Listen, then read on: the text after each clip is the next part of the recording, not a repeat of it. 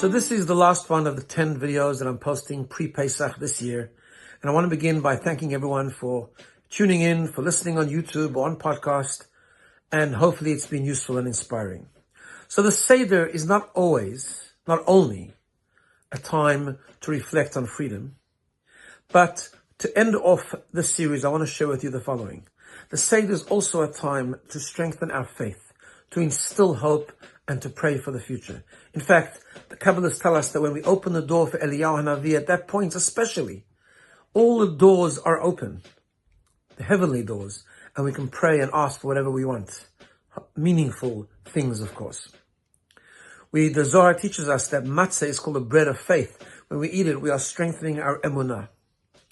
And sometimes to strengthen our emunah and to instill hope can be difficult. For the last year and a half, Am Yisrael has gone through a tough time. People have their own personal challenges. And of course, we believe and we've seen an amazing expression of real emunah in so many different stories. But as things drag on, sometimes it becomes hard to hang on to it with the same strength and conviction and enthusiasm that we had at the beginning. So I just want to tell you a little parable, a story. They tell a story of two beggars, hungry, who came to a town in the shtetl. And they really needed a meal. And they saw a house that looked like it could probably provide good food, and they knocked on the door. But they didn't know this was the night of the Seder, and they were completely unfamiliar with what a Seder looks like. But the table was laid beautifully, and it looked like it was going to be an amazing meal. And they were welcomed in, and they were invited in.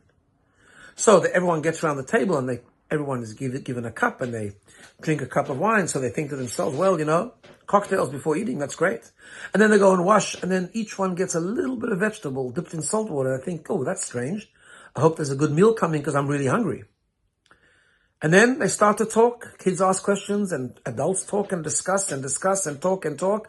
And they are both really getting hungry, and eventually they all get up to wash a second time. And each one is given this thin cardboard-like cracker to eat. And they're losing their patience. And following the matzah comes the maror, some bitter herbs, some horseradish and lettuce.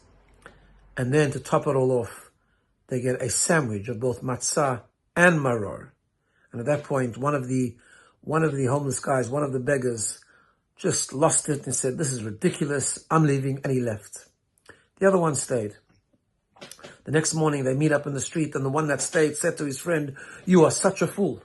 If you would have waited 2 more minutes, you would have had a meal like you've never had before.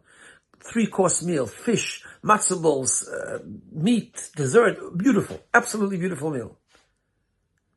My friends, emunah, faith, is part of our DNA. Hope is the Jewish foundation. We never give up. It might drag on. It might have dragged on for centuries. We've gone up and down. We've seen so much persecution, so much anti-Semitism coming up and raising its head, its ugly head in different forms. But we also know that there's hope, and we just need to hang on.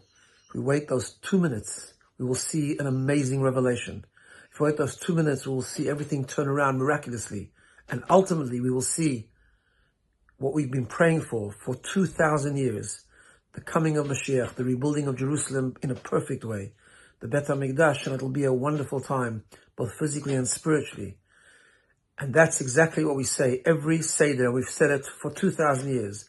The Shana Haba'ah B'Yerushalayim. Next year, in a full, redeemed, and built-up Jerusalem. May it happen very soon. I want to wish everyone a Chag Sameach, Chag Kasher V'Sameach, and only tremendous blessings for you and your family. Chag Sameach.